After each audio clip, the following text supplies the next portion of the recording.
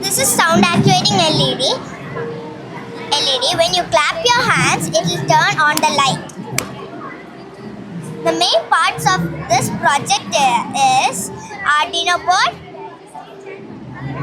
board, sound sensor, breadboard, LED, jumper cables and resistor.